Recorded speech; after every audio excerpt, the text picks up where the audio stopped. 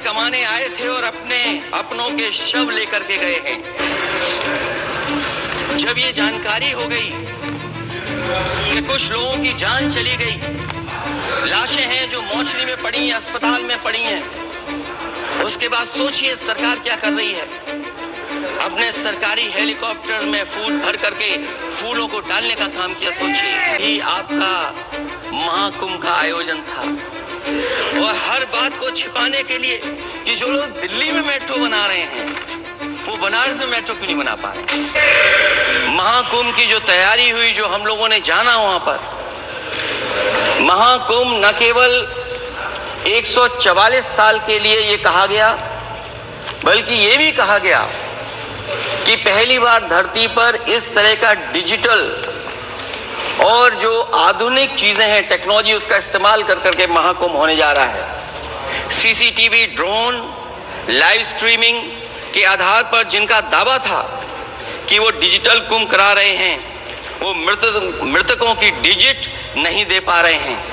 एक तरफ तो जो लोग डिजिटल डिजिटल डिजिटल अध्यक्ष महोदय कहने को थकते नहीं हैं, लेकिन जब कुंभ में इतना बड़ा हादसा हो गया है तो यही सरकार डिजिट नहीं दे पा रही है। हमारे अपने लोग मारे गए हैं, जिसमें परिवार का हर रिश्ता दिवंगत हुआ है। किसी की माता, किसी के पिता, किसी की बहू, किसी की बेटी, किसी का भाई बहन, चाचा चाची। बच्चों के आंकड़े तो अभी तक नदारद हैं। खोया पाया केंद्र ही लोगों को तो नहीं मिल रहा है। जो खोया पाया केंद्र था उसको भी लोग पा नहीं पा रहे, ढूंढ नहीं पा रहे। अध्यक्ष महोदय, कुंभ कोई पहली बार नहीं हो रहा है। कुंभ का आयोजन सदियों से होता आया है। हमारे पौराणिक और हमारे इतिहास के दस्तावेज ये बताते हैं कि समय समय पे जो भी सरकारें रही होंगी, जिसका भी राज रहा होगा अध्यक्ष महोदय, उसने महाकुंभ या इस तरह के कुंभ का आयोजन किया है। एक तरफ तो वो कि जो 144 साल बाद महाकुंभ होने जा रहा है, उसका इतना प्रचार किया। और मैंने तो कई टीवी इंटरव्यूज में, कई समाचार चैनलों पर ये बात सुनने में आई और सुनते रहे हम लोग कि सरकार ने 100 करोड़ लोगों के आने का इंतजाम किया है। और अगर 100 करोड़, अध्यक्ष महोदय, अगर ये बात गलत है तो मैं रिजाइन आपको देना चाहता हूं। अगर अध्यक्ष महोदय, ये माननीय सदस्य लोग अगर ये नहीं सुन पा रहे हैं तो मैं इनको एक एक को, आप नहीं गए स्नान करने, आप स्नान करने नहीं गए, इसीलिए इस तरह की भाषा का इस्तेमाल कर रहे हैं। अध्यक्ष महोदय, ये कहा गया कि 144 वर्ष के बाद ये हो रहा है। जहां तक मेरी समझ और जानकारी कहती है, जो एस्ट्रोनॉमी और एस्ट्रो चीजों को समझते होंगे वो ये स्वीकार करते होंगे, जो भी कुंभ होता होगा वो 144 वर्ष के बाद ही होता होगा। लेकिन ये कहा गया कि नक्षत्र ऐसे हैं। तो मैं अध्यक्ष महोदय सरकार से कहना चाहता हूं कि सतयुग से लेकर के कलयुग तक ये सनातन परंपरा रही है कि संत, महात्मा, साधु समाज मुहूर्त के हिसाब से शाही स्नान करते हैं। उसमें नक्षत्रों के हिसाब से जो सहयोग बनता है वही शाही स्नान का मुहूर्त होता है। लेकिन भाजपा के राज में ये सनातन परंपरा टूट गई। पहले सरकार ने संत समाज को शाही स्नान रद्द करने का आदेश दिया, जिससे अनादिकाल की सनातन परंपरा टूटी। और फिर जब देश भर ने ये बात उठी, देश भर में ये बात उठी, तो उन्होंने हादसे को छिपाकर फिर से आदेश दिया कि अखाड़े शाही स्नान करने जाएं। इससे सरकार ने पावन मुहूर्त के स्थान पर अपने मनमाने समय पर स्नान कराने का आदेश दिया। बात उस दिन या तिथि की नहीं होती है, बल्कि निश्चित मुहूर्त काल की होती है। ये सनातन परंपरा तोड़कर इन लोगों ने अच्छा नहीं किया। और ये क्या परंपरा टूटी है कि नहीं टूटी है, मैं समझता हूं अध्यक्ष महोदय मुझसे बेहतर सामने वाले ज्यादा जानते होंगे इसके बारे में। जो लोग अध्यक्ष महोदय, जो हम लोगों ने देखा वहां पर लोग पुण्य कमाने आए थे और अपनों के शव लेकर के गए हैं। चमत्कारी करिश्मा तो ये हुआ है, श्रद्धालुओं के शव मिल गए थे, पर सरकार स्नान करने वाले मरने वालों की बात स्वीकार नहीं कर रही थी। और इससे ऊपर ये बात जो वहां पर और हुई, अध्यक्ष महोदय, जब ये जानकारी हो गई कि कुछ लोगों की जान चली गई, लाशें हैं जो मोर्चरी में पड़ी हैं, अस्पताल में पड़ी हैं, उसके बाद सोचिए सरकार क्या कर रही है। अपने सरकारी हेलीकॉप्टर में फूल भर करके फूलों को डालने का काम किया। सोचिए, ये हमारी कहाँ की सनातनी परंपरा है। मैं जानना चाहूंगा सदन के माध्यम से हमारे माननीय सदस्य बताएं कि जहां लाशें पड़ी रही हों, न जाने कितनी चप्पलें पड़ी थीं, न जाने कितनी चप्पलें पड़ी थीं, न जाने कितने कपड़े पड़े थे, महिलाओं की साड़ियां थी, कपड़े थे,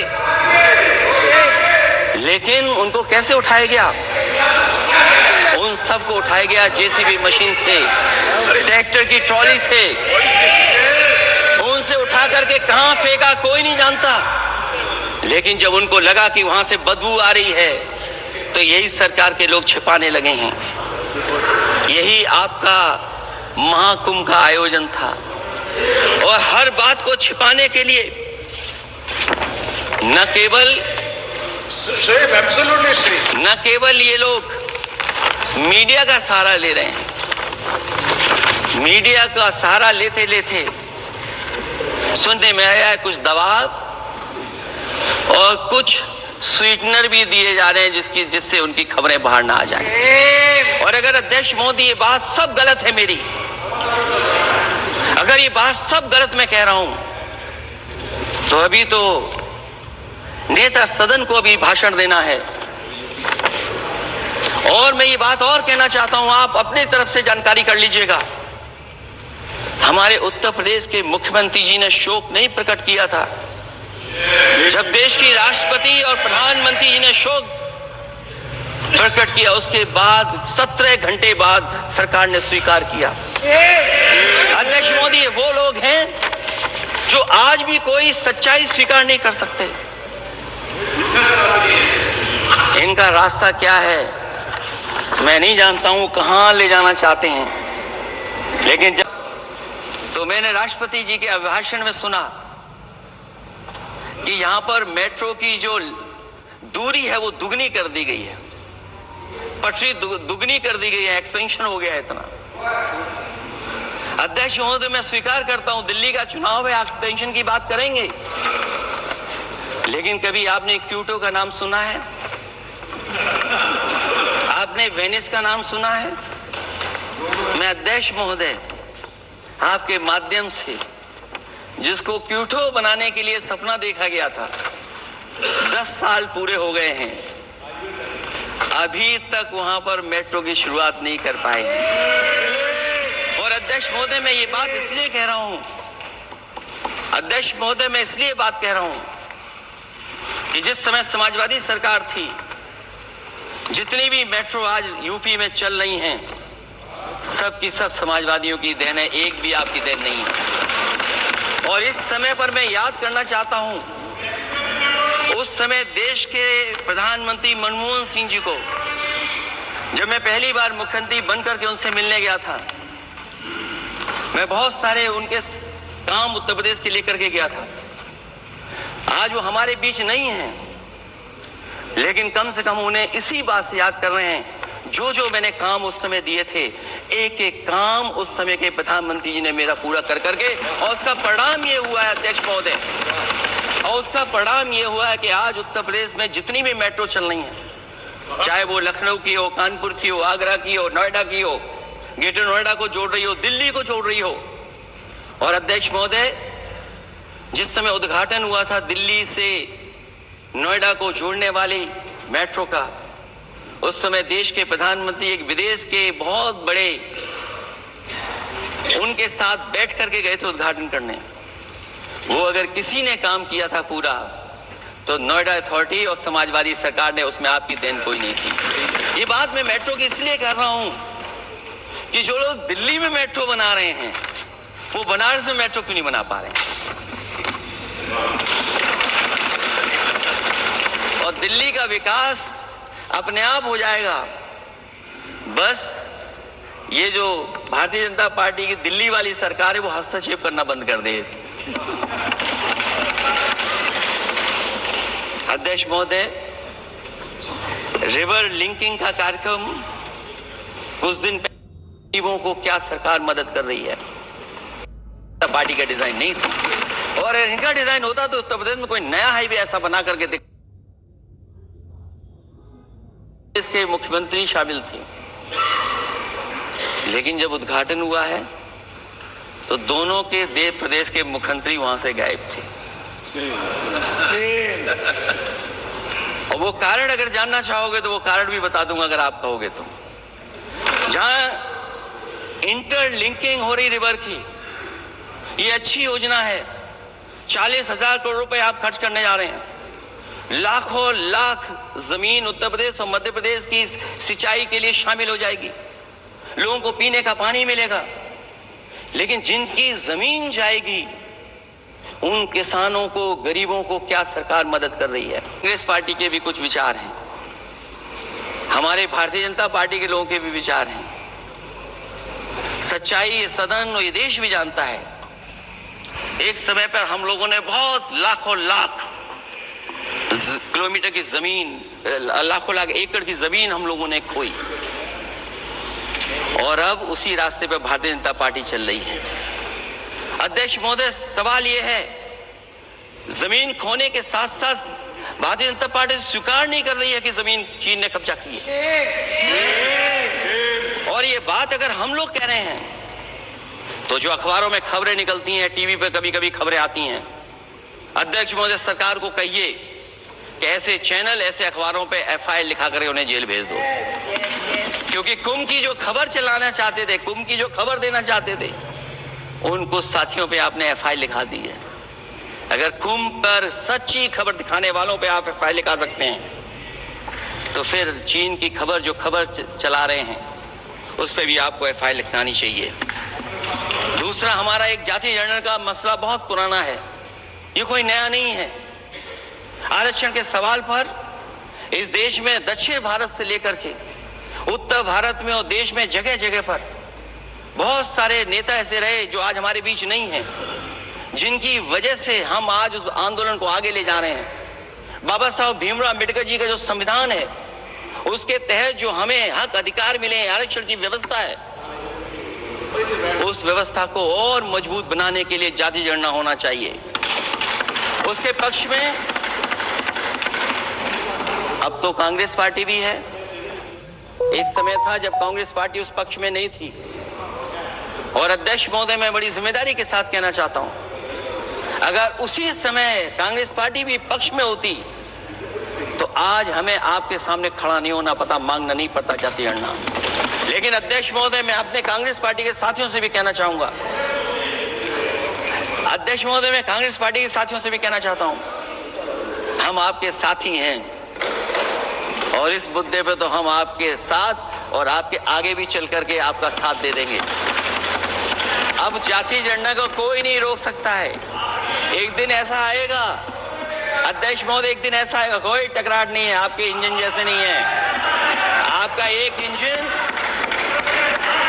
अध्यक्ष महोदय, ये अध्यक्ष महोदय, हम तो, मुझे कभी कभी ये लगता है कि प्रधानमंत्री जी जितना अपने लोगों को ध्यान दे करके समझाते हैं, इतना ये समझते ही नहीं है। वो अध्यक्ष महोदय, वो सबसे ज्यादा सोशल मीडिया के बारे में जानकारी रखते हैं। आप भी जानकारी रखा करो। अगर आप जानकारी रखोगे तो आपको सच्चाई पता लग जाएगी। एक इंजन ने नमस्कार नहीं किया था दूसरे इंजन को, अगर याद हो तो पता कर। और ये बात अगर छिपी हुई हो, मेंबर अध्यक्ष महोदय, अभी तो मैंने शुरू नहीं किया, मेरा लिखा हुआ बहुत लंबा है। कंक्लूड करें, आप समाप्त करें प्लीज। और अध्यक्ष महोदय, एक सवाल और बड़ा उठा है नौकरी को लेकर के, रोजगार को लेकर के, और हमारे भारत की जो मैन्युफैक्चरिंग सेक्टर है उसको बढ़ावा कैसे दिया जाए। चीन जैसा देश केवल एक पे हमला नहीं कर रहा है अध्यक्ष महोदय, आपकी जमीन भी छीन रहा है और आपका बाजार भी छीन रहा है। और ये बात अगर गलत हो तो सरकार हमें बताए, वो आंकड़े दे। अगर कांग्रेस पार्टी का रास्ता था तो आपका रास्ता कांग्रेस पार्टी का क्यों है? अगर कांग्रेस पार्टी का वो रास्ता था तो आपका रास्ता क्यों है वो? मैं तो जानता हूं जिस दिन उनके सहयोगी साथी समझ लेंगे वो भी साथ छोड़ जाएंगे। दूसरा जो बात सवाल कहा गया है अध्यक्ष महोदय, जिस समय बाजार खोला गया, जिस समय हमारा व्यापार के लिए पूरा बाजार खोल दिया, हमसे ज्यादा वित्त को समझने वाले इकोनॉमिस्ट और बहुत सारे जानकार लोग वो मुझसे बेहतर समझते होंगे, लेकिन मैं ये बात समझता हूं कि जिस समय बाजार खोला गया उस समय ध्यान उतना हमारे देश की अर्थव्यवस्था पे नहीं रखा गया। अगर उसी समय पर मैन्युफैक्चरिंग सेक्टर को जिस जिम्मेदारी से रखना चाहिए था नहीं रखा गया, अगर उस समय रखा गया होता तो शायद अध्यक्ष महोदय हम लोग चीन से आगे निकल गए होते। आज चीन आ गए, हम लोग पीछे हैं। क्या आप इनको ज्ञान दे रहे हो क्या? अध्यक्ष महोदय अपना रास्ता तो वही है, साइकिल वाला। इसलिए अध्यक्ष महोदय अगर मेरा समय है अभी, क्योंकि मैं बहुत कुछ लेकर के आऊं। जहां तक इंफ्रास्ट्रक्चर की बात है, आप कहते हैं कि देश का आधुनिक इंफ्रास्ट्रक्चर बनेगा, न केवल उसके नागरिकों को एक बेहतर जीवन देश की नई पहचान देता है, बल्कि देश को एक नया आत्मविश्वास भी देता है। अरे अगर ये बात सच है तो अध्यक्ष महोदय मैं वो बात कहना चाहता हूं कि 2022 के चुनाव से पहले एक बुंदेलखंड एक्सप्रेस वे बनाया गया था, और जिसकी तैयारी को लेकर के देश के प्रधानमंत्री जी गए थे। कितनी सजावट हुई थी, कितनी तैयारी हुई थी। जो हमारे बुंदेलखंड के साथी माननीय सदस्य चलते होंगे बुंदेलखंड के एक्सप्रेस वे पर, वो जानते होंगे प्रधानमंत्री जी उद्घाटन करके गए, पानी बरस गया, बुंदेलखंड बह गया, एक्सप्रेस वे बह गया। और सोचिए अध्यक्ष महोदय कब उद्घाटन किया था आपने? 22 में, और आज भी मेंटेनेंस चल रहा है उसमें। 22 के बाद से आज तक भी मेंटेनेंस चल रहा है।